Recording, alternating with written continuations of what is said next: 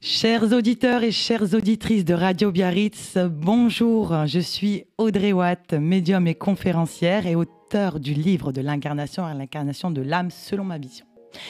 Alors aujourd'hui, je reçois un invité exceptionnel, Johan médium, auteur, conférencier.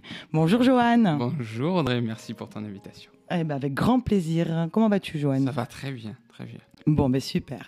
Alors, Johan, j'aimerais bien que tu te présentes un petit peu à nos auditeurs de Radio Biarritz. Donc, tu es médium, hein, c'est ta première spécialité. Oui, alors on est obligé dans le monde humain de mettre des mots et des étiquettes. Bon, j'ai cette étiquette, effectivement. De toute façon, on va parler un petit peu de tout ça. Donc, peux-tu m'expliquer, Johan, ce que tu fais déjà? Alors, la médiumnité, qu'est-ce que c'est la médiumnité? On en parlera plus en précision, mais comment je suis arrivé médium? Ça a démarré en 1998. Où je perds mon frère d'un accident de moto. Et sur les lieux de l'accident, j'ai pour habitude de dire que vraiment le premier flash est arrivé là. Sur les lieux de l'accident, je vois effectivement que le hasard n'existe pas. C'est-à-dire que la moto devait rencontrer, c'était un motard, devait absolument rencontrer ce camion à la seconde près. C'était une route dégagée et le chauffeur explique qu'il ne l'a pas vu. Il a traversé la route devant mon frère, devant cette moto-là, et mon frère s'est encastré sur la remorque. Donc ça se joue à une seconde près. C'est-à-dire que si mon frère se refait les lacets ce jour-là, rien que dans sa journée, il gagne cette seconde qui le fait rater, éviter en tout cas ce camion. Quand vous mettez du non-hasard dans votre vie, c'est-à-dire que c'était écrit, et vous prenez, vous mettez le pied dans la spiritualité, dans la foi, dans ce que pourrait être un libre arbitre. Donc j'ai cheminé, et en 2014, je fais c'est très simple, hein, d'accord, j'ai vite. Oui, il n'y a pas de souci. Je fais des bonds de 10 ans en 10 ans. Et en 2014, donc je lis un livre qui s'appelle un livre de Michael Newton, Souvenirs de l'au-delà, qui est passionnant. Et je me dis, moi aussi, je veux vivre une hypnose spirituelle. En fait, il plonge cet hypnothérapeute des personnes en état donc, hypnotique, et ces personnes, donc en état de conscience modifié, se mettent à vivre d'autres vies. Voilà, des vies dites antérieures. Donc j'ai décidé de faire la même chose, de vivre cette expérience, parce que je pense que la vivre, c'est différent que de le lire. Donc je décide d'aller, je vivais à Agen à l'époque, je décide d'aller à 2h30 dans le Lot en plein hiver, et je le dis avec tout l'amour que j'ai pour les Lotois. Bonjour les Lotois. C'est pas passionnant. Donc déjà ça marque quelque chose en termes de conscience, et j'arrive dans une maison en bois au fin fond du Lot, une personne très austère m'accueille, et j'avais jamais testé l'hypnose, je ne savais pas ce que c'était. Tu ne savais même pas si tu étais sensible. Exactement, ou pas, tu ne savais pas du tout à quoi t'attendre. Pas du tout. Alors, il m'installe dans une pièce et il me dit, alors c'était un vieux bain de soleil, il me dit, mais voilà, vous allez vous installer là, puis on va partir. Je dis, alors moi, si j'arrive à tomber là, moi qui ai un gros mental en plus à la base, oui. Ça c'est difficile. Si j'arrive à être en état hypnotique là, dans ces conditions-là, ça va être... Bon, il a réussi au bout d'une demi-heure, on appelle ça l'induction. J'ai entendu, et je le dis souvent dans les interviews, j'ai entendu une espèce de clic. Tu vois, une espèce de déclic dans mon cerveau. À l'intérieur. Intérieur. Ouais. Je savais que c'était le moment de partir, comme si on ouvrait une porte. D'accord. Je me suis laissé aller, puis donc là, je vous la fais à courte parce que ça durait 3 heures, où j'ai pleuré pendant 3 heures. Et c'était magnifique, je n'ai pas honte de le dire. C'est beaucoup de... Voilà, où j'ai vécu, je me suis retrouvé en Espagne, en Italie, dans des corps, dans des situations différentes, dans des époques différentes. Mais ça n'a rien à voir avec un voyage astral, c'était vraiment... Ah non, là, c'est vraiment de la conscience, en fait, du passé, qui s'est projeté à moi. Et donc, vous apprenez... En fait, ces vies-là, vous ne faites pas du tourisme spirituel, l'hypnose spirituelle, ça vous permet d'aller débloquer des situations que vous avez déjà rencontrées. Et donc, le fait de les vivre, de le revivre, d'en prendre conscience, ça vient débloquer chez vous dans votre présent. Voilà, en fait, pourquoi on fait de l'hypnose spirituelle. C'est pas juste du voyage historique, ça n'a aucun sens. Mais on vient chercher, puiser de la conscience dans des vies dites antérieures. D'accord. Et je suis ressorti de là, ça a été incroyable. Au-delà du fait de vivre d'autres vies, j'ai connecté avec ce qu'on pourrait appeler des êtres, des formes, en tout cas. spirituelles, vibrantes, vibratoires, qui m'ont traversé de couleurs, qui m'ont apporté beaucoup de conscience, qui se retrouvent aujourd'hui aussi dans le livre. On va en parler après. Le plus gros, je crois que c'est là en fait que la médiumnité a vraiment pris un tout autre pas. J'ai encore cette image parce que ça reste gravé en vous. Hein.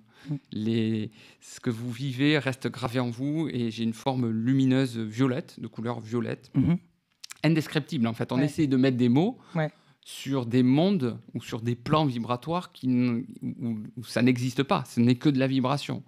Et cette énergie violette, je sais qu'en l'espace d'une demi-seconde, m'a donné peut-être 10 ou 15 ans de savoir, de conscience. Mais mon cerveau mouline encore aujourd'hui de tout ce savoir-là et ça ressort par bribes. C'est pour ça que j'entame un deuxième livre. Mais tu as eu peur? Est-ce que tu as eu peur parce que finalement, tu n'avais pas tout ça, tu n'avais pas cette médiumnité. Rien, j'étais vraiment... Plutôt cartésien. Exactement, j'avais une part spirituelle, mais je vivais pleinement dans la matière. Surtout que tu avais un travail qui était bien exactement, matériel. J'étais VRP multicarte, donc j'ai gagné beaucoup d'argent. Donc j'étais dans la matérialité, l'opulence et l'argent. Et après, j'ai continué avec agents immobiliers. Donc on reste vraiment très ancré. Ah bah oui, voilà. Mais est-ce que tu as ressenti, ça t'a chamboulé? Est-ce que tu as accepté tout cela ou tu as eu peur ou tu te dis non, c'est pas possible, c'est moi, c'est mon mental, c'est pas possible? Tu t'es posé des questions? Oui, parce que la première chose, alors déjà, je ne sais pas comment je suis rentré chez moi. Il y avait 2h30 de retour. Je crois que c'était tellement puissant. Déjà, il a eu du mal à me faire revenir. Parce que je suis resté, c'était... En fait, quand il me dit on a passé 3 heures, pour moi, c'était un non-temps. C'est comme si ça avait été une demi-seconde, en fait, cette expérience. Vraiment, j'ai été déconnecté d'un temps. Et même vibratoirement, je n'étais plus la même personne. D'accord. Voilà, mais positivement. Hein, ça m'avait vraiment chamboulé. Un petit peu si tu passais, par exemple, 30 ans dans une pièce noire et qu'on vient d'allumer la lumière. Et que tu découvres tout ce qu'il y a autour de toi, c'est ce que j'ai vécu. Ma femme m'a pas reconnu quand je suis arrivé à la maison. Ça a été il m'a dit mais qu'est-ce que tu as vécu? Donc je lui ai raconté. Et effectivement, tu switches en fait dans ta vie et énergétiquement. Donc c'est comme ça que j'ai commencé à avoir des flashs, des visions, des esprits, de la conscience, des sons. Voilà, c'est à partir de ça. Et puis c'est bien parce qu'en fait, moi personnellement, c'est vrai que je te suis beaucoup. Et en plus, tu es un cherchant. Tu es un chercheur. Exactement, c'est mon côté très cartésien. Alors, c'est pas forcément cartésien, c'est cartésien, mais aussi tu as ce côté de vouloir aller chercher et comprendre, analyser. Exactement. C'est comme ça que je te perçois. Exactement. On appelle ça, les personnes, c'est des cherchants. Et donc, du coup, je sais que tu continues, je le ressens, que tu continues tout le temps à chercher. Et du coup, donc, tout ceci t'a amené... comment ça t'a amené à en faire ton travail, en fait? Alors, quand je suis rentré, en fait, de ces 3 heures d'hypnose, la première chose, c'est aller vérifier historiquement ce que j'avais remonté. Parce que j'ai monté des lieux, des dates, des noms historiques que je ne pouvais pas connaître, qu'on n'apprend pas à l'école. C'est la première chose déjà qui m'a confirmé que ce que je venais de vivre était réel. Il y avait une consistance. Et j'ai appelé, moi, l'hypnothérapeute. J'ai dit, mais c'est incroyable, j'ai pu le vérifier, puisqu'en plus, il nous enregistre. J'ai l'enregistrement. Bon, pour lui, il était blasé parce qu'il en fait des dizaines par semaine. Donc, pour lui, c'était normal, en fait. Mais moi, c'était extraordinaire. Et donc, c'est après ce côté... J'ai toujours eu, depuis ce jour-là, à savoir comment je réussis à canaliser, à voir, à comprendre, à entendre. Donc, c'est là où vous passez au-delà de votre propre vibration. Vous découvrez la glande pinéale, cette petite organe, cette petite graine ou glande que vous avez en plein milieu du cerveau, qui est un outil de réceptivité extraordinaire, que les Égyptiens avaient déjà découvert 3000 ans. Hein, c'est l'œil d'Horus, c'est ce fameux troisième œil. Et quand on l'active, en tout cas, parce que c'est comme ça que j'ai compris comment on réceptionnait, tous d'ailleurs, quand on l'active, on passe dans des connexions d'autres plans, d'autres vibrations. Voilà. Un petit peu comme un poste radio. D'accord. Quand je change ma fréquence, ça tombe bien, c'est qu'on est sur une radio, mais quand on change la fréquence, on peut passer de Radio Biarritz à une autre fréquence. Voilà, juste avec une petite molette. Et bien la glande pinéale, elle sert à ça. D'accord. Et à quel moment est-ce que tu pourrais te souvenir ton premier contact défunt? Ah, c'est le premier contact. En fait, j'ai voulu me tester moi, savoir si réellement ce que je voyais de manière non volontaire, non provoquée, pouvait fonctionner maintenant de manière volontaire. Oui. Donc j'ai demandé à des personnes autour de moi, à commencer par mon ex-femme, des photos d'esprit de sa famille. Oui. Donc je n'avais jamais côtoyé, qui était donc décédé avant notre rencontre, et donc je ne connaissais rien de leur vie. Et donc elle était à côté de moi, et j'avais la photo, et elle notait tout sur un cahier qu'elle ne pouvait même, elle, des fois, elle pouvait pas valider en fait les informations. Donc elle a dû après. Et c'est comme ça que j'ai vu que cela fonctionnait maintenant de manière consciente. Je le faisais. Après j'ai demandé à des personnes encore élargies, cercle d'amis, tout ça. Je faisais donc du gratuit, des séances gratuites. Et c'est comme ça aussi que je me suis perfectionné, parce que c'est de l'entraînement, hein. La médiumnité. C'est comme le sport, hein. Exactement. Plus vous travaillez, en tout cas, votre. C'est comme les Usain Bolt. Je prends toujours cet exemple-là pour qu'il devienne champion olympique et champion du monde. Ben, il s'est entraîné tous les jours, des dizaines d'heures par jour. Donc voilà un petit peu comment ça a démarré. D'accord. Je restais toujours avec ma part de matière, mon travail, hein, et jusqu'au jour, voilà, en 2020, 2021, c'est 2020. Voilà, je suis mis en contact avec Bruno Un Nouveau Message. Oui. Et je passe, donc ils ont fait un test d'une dizaine de personnes. Et sur ces dizaines de personnes, donc j'ai été sélectionné pour passer à l'émission. Et pareil, mis en condition du réel, c'est-à-dire qu'on vous met quelqu'un en face de vous et puis vous devez passer des messages. Et c'était une expérience extraordinaire. C'est là où j'ai décidé de me professionnaliser, en fait. D'accord. Alors c'est vrai que toi, Joanne, tu as quand même une approche sur l'au-delà qui est un petit peu différente, hein, de beaucoup de confrères et consoeurs. Et je trouve formidable aussi que chacun puisse avoir ses propres visions et perceptions. J'avais juste une petite question. J'ai pu observer que tu ne dis pas vraiment le mot défunt, tu dis esprit. Pourquoi ? Oui. Alors pour moi, le défunt a une connotation de mort, en fait, en tout cas. Et la mort existe, c'est juste le passage, en fait. Hein, ça dure quelques secondes, en fait. L'esprit, pour moi, c'est beaucoup plus ouvert. C'est une conscience. Oui. Tu vois, on ne le cantonne pas à un être. En fait, hein, vraiment, un esprit est relié à un tout. Et c'est une vibration. Et la vibration, on ne peut pas la contenir dans une pièce, par exemple. Donc c'est pour ça que ce terme-là, j'aime bien aussi les termes de vibration. Oui. Mais je trouve que c'est plus approprié. Mais ça, c'est ma... D'accord.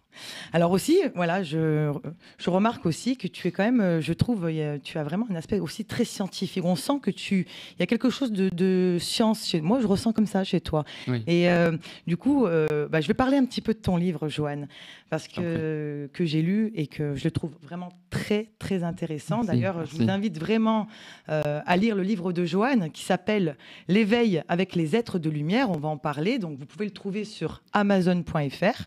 Donc, c'est L'éveil avec les êtres de lumière. C'est un livre entièrement canalisé. Ça veut dire qu'il y a des questions-réponses. Joanne pose des questions et puis il y a des êtres qui lui répondent. Et ça, on va en parler. Comment ça t'est venu d'écrire ce livre? Et explique-nous un petit peu à quoi on peut s'attendre quand on lit ce livre. Ben, en fait, comment ça m'est venu? C'est très simple. Je recevais déjà de l'information. Oui. Je ne savais pas d'où ni comment. D'accord? Des messages de conscience. Oui. Parce que comme tu le disais, j'ai toujours cet amour de savoir ce qui se passe, comment on reçoit tout ça. Donc, on me répondait. C'est-à-dire que quand j'émettais un écho, une conscience, eh bien, il y avait toujours une réponse. Super. J'ai accumulé, donc, puisque je suis praticien depuis 2017 d'hypnose spirituelle, puisque quand j'ai vécu cette hypnose, j'ai dit, mais c'était extraordinaire, tout le monde doit le vivre. Bon, c'est pas comme ça dans la réalité, tout le monde ne peut pas le vivre. C'est un cheminement aussi. Et donc, j'ai décidé de créer mon propre protocole d'induction, ce qu'on appelle d'auto-hypnose. Et quand je suis dans cet état-là, j'arrive à canaliser. C'est-à-dire que je sers de support vibratoire et des plans subtils, ce qu'on pourrait appeler, hein, c'est comme un millefeuille vibratoire, il n'y a pas un endroit en tout cas, ce qu'on pourrait décrire du divin, s'exprime au travers, utilise mes cordes vocales, ma voix donc je suis un support énergétique pour eux pour exprimer de la conscience.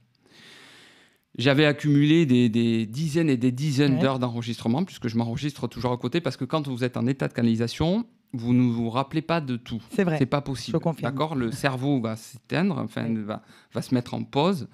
Et donc, c'est là où vous avez les plus belles canalisations. Et à chaque fois que j'écoutais, je me dis, c'est incroyable. jusqu'au jour où j'ai eu donc ça me nourrissait à moi en tout cas, je le faisais pour moi. Oui. Voilà, pas dans cet esprit Bien sûr. dans un premier temps de le donner. Et jusqu'au jour où voilà, il m'a dit mais maintenant que tu as tout ça, tu vas l'écrire. Moi, écrire, j'ai jamais écrit. Donc, en fait, c'était très simple. J'avais juste à retaper tout ce qui avait été écrit. Donc, c'est pour ça que, en fait, je dis bien que c'est canalisé. C'est pas Johan qui a écrit. Moi, j'ai juste tapé. Il y a bien des vibrations qui m'ont transmis de l'information que j'ai matérialisée ensuite par des mots. C'est formidable. Et là, est-ce que tu penses écrire un autre livre aussi? Parce oui, que c'est en cours. Ouais. Je ressens vraiment que tu as beaucoup de choses à dire. Ouais. Et moi, ce qui est intéressant chez toi, c'est que, oui, il y a quand même une forme de démarque, quand ouais. même. Tu te démarques de certaines choses, de certaines visions d'autres personnes, parce que moi-même, je n'ai pas forcément la même vision, Exactement. mais je suis très ouverte. Et puis, on apprend tous les jours. Parce que Exactement. la vibration d'aujourd'hui, la vision d'aujourd'hui, dans 10 ans, peut-être que je parlerai autrement. Mais tout à fait. Et puis, le livre, il a plus de 2 ans. Et donc, c'est un livre aujourd'hui avec une conscience il y a 2 ans. Oui. De ce que j'en comprenais et de ce que j'étais en capacité Bien sûr. de comprendre. En fait, il faut savoir que le divin ou les plans subtils, c'est un millefeuille vibratoire et puis c'est un petit peu infini. C'est-à-dire qu'il y a autant de conscience et autant de vibrations, et en fonction d'où vous vous positionnez pour le voir, pour l'admirer, vous aurez l'information. C'est pour ça qu'il y a autant de médiums avec des informations différentes des uns des autres. Et oui. Personne n'a raison, personne n'a tort. Mais non, ça dépend de la vibration de chacun. Exactement. Ce qu'on est capable de gérer et voilà, de comprendre. Et puis, ton cerveau est capable, parce qu'il ne faut pas oublier que tu passes par un filtre, oui. ton cerveau, et donc ce qu'il est en capacité de comprendre. C'est pour ça que je dis ça. De ce que je vivais moi il y a 10 ans, de ce que j'en comprendrai il y a 10 ans, est différent de ce que je continue d'en comprendre. C'est pour ça que le livre 2 sera différent, le deuxième livre que je suis en train d'écrire, où il va rentrer plus en profondeur encore dans la conscience de ce que nous sommes, bien sûr, de nos vibrations, pourquoi nous vivons des difficultés, pourquoi nous vivons des belles rencontres, comme avec toi, Audrey. Merci. Donc, c'est important de comprendre ça. En tout cas, moi, je suis toujours, comme tu disais, le chercheur ou le cherchant, ton terme, pour la conscience, en tout cas, pour nourrir une conscience. Oui, parce qu'en fait, ce qui s'associe à toi, on le met dans le titre d'ailleurs de l'émission, c'est vraiment, toi, c'est conscience et matière, en fait. C'est vraiment d'aller chercher au-delà de la matière, de comprendre, de ne pas vraiment vivre sa vie uniquement, travailler, rentrer chez soi, payer ses factures. Non, Johan, il est plus aussi, tu vas vraiment chercher au-delà. Et ça, c'est super intéressant. J'aimerais que tu expliques aux auditeurs, parce que tu m'en as parlé, tu as fait un jour un voyage astral. Oui, c'était une sortie. Et tu as vu des êtres. Exactement. Voilà. Eh bien, j'ai vu ces fameux êtres, en tout cas, qui prennent une forme, qui se matérialisent. Même si le terme matérialisé est inapproprié dans des plans subtils où il n'y en a pas. En fait, j'allais pour m'endormir, je faisais un petit protocole d'induction légère pour vraiment passer une bonne nuit, en état de conscience modifié, où là, j'ai senti, c'était différent. En fait, ce protocole, c'est très simple. Je visualise 10 marches, d'accord, et je monte ces 10 marches, et à chaque marche, si tu veux, mon état s'amplifie. Conscience modifiée. Voilà, pour m'endormir, c'est très simple. Et j'ai une porte en haut de ces 10 marches et j'ouvre la porte, je pars. Et là, au bout de 2 marches, je sens que vibratoirement, c'est plus la même chose. Tu vois, c'est bizarre. Et je suis comme aspiré au niveau de l'ombilic, nombril. Et en l'espace d'une dixième de seconde, je me retrouve avec... où je n'ai plus de corps, je ressens cette apesanteur, cette vibration, je suis vibration, et je me retrouve face à 2 êtres, dont une qui s'approche de moi, donc qui a une forme à peine humanoïde, avec 2 points énergétiques au niveau du plexus solaire et du cerveau, et qui me dit « je suis ta conscience supérieure », puisqu'on est tous reliés en cas des plans de conscience, et ce sont des graines de conscience qui sont dans des plans subtils. Et quand elle dit ça, en fait, j'oublie toute la matière. Je sais que la Terre n'existe plus, que pourtant je suis père de 3 enfants, je n'avais plus conscience de mes enfants, plus de la... Et elle me montre en fait toutes mes consciences qui ont été projetées dans différents plans. C'est là où j'ai compris aussi que nous n'étions pas qu'une conscience, mais des consciences. On appelle ça la multiconscience, je l'ai écrit dans le livre. Oui. Et ce non-temps aussi. Cette espèce où tout est joué. tout est fait, tout est conscientisé par des choses, par une force ou une source, ou les gens qui appellent ça la source. Et encore, le source, ça voudrait dire qu'il y a un point, tu vois, c'est très humain. Par une conscience, en fait, universelle, tout est fait. Voilà. Et tu ne t'es même pas rendu compte du temps parce que tu ne pourrais pas dire. Je ne sais pas combien de temps ça a duré. Je ne sais pas. Ouais. Je ne sais pas si ça a duré 1 minute, 10 minutes. Tu n'as pas de ressenti de dire j'avais l'impression que ça a duré une éternité ou... Non, vraiment, c'est... Et il faut le vivre, cette expérience du non-temps. Où on est... En fait, ici, on est très contraint par la matière, par cet aspect matriciel, en fait, qui nous oblige. Parce que tu as un soleil qui se lève et qui se couche, et tout autour de toi est du temps. Mais quand tu vis ce non-temps, c'est puissant. C'est puissant. Ah, c'est extraordinaire. Et c'est pour ça que j'y vais, j'essaie d'y aller au maximum parce que c'est magnifique. Voilà, c'est très... Tu es connecté, au-delà de cet aspect du temps, à une énergie d'amour. Mais ce n'est pas l'amour entre deux êtres. Oui, c'est l'amour inconditionnel. Oui, encore une fois, on essaie de poser des mots sur quelque chose d'impalpable. Qu'on ne connaît pas, en fait. Exactement, qu'on ne sait pas. Te traverse qui est toi, voilà. en fait. Qu'on ose imaginer, mais qu'on ne peut pas. Ça va au-delà. Encore. Exactement. Et on ne peut pas. Quand je fais, par exemple, de la canalisation, je pleure tout le temps. Oui. Parce que quand tu es branché sur ce canal-là, ta matière physique ne peut pas tenir la vibration d'amour. D'accord ? Si aujourd'hui, par exemple, ta conscience supérieure qui est sur un des plans subtils, une puissance, vient sur ta... Mais elle exploserait. Oui. D'accord, par la vibration d'amour. Okay, oui. C'est trop puissant, donc moi je pleure tout le temps, et d'ailleurs plus on pleure, mieux c'est. C'est vraiment, on nettoie l'âme un peu. Mais voilà, c'est comme une drogue, vraiment cette énergie d'amour, c'est comme une drogue. D'accord. Et les personnes qui viennent te voir, qui prennent contact avec toi, oui. Qu'est-ce que tu proposes dans tes prestations ? Qu'est-ce que tu fais exactement ? Enfin, qu'est-ce que tu proposes ? Je suis multicasquette parce que tu sais que je n'arrive pas à me contenter de faire qu'une chose. Donc, je fais de la médiumnité, donc du contact esprit ou vibration. Je fais ensuite de la guidance, qu'on appelle la guidance spirituelle, mais sur un plan spirituel. Avec un support ou sans support ? Sans support. Moi, j'ai toujours travaillé sans support, même pour le contact esprit. Vous venez avec photo ou sans photo. Alors, c'est toujours bien de venir avec photo parce que le médium va poser une conscience sur une image. On en discutait d'ailleurs très bien pour essayer de connecter au mieux. Mais ça fonctionne aussi très bien sans photo. Quand je fais des conférences en salle, j'ai pas de photo, j'ai pas de support. D'accord. C'est ça qui est bizarre. Oui. Et ensuite, j'ai un atelier de canalisation en ligne où j'apprends les personnes. Je dis, c'est possible. Tout le monde le fait, tout le monde peut y arriver. Pourquoi ? Parce que nous avons tous le même organe. Vous avez tous cette glande pinéale.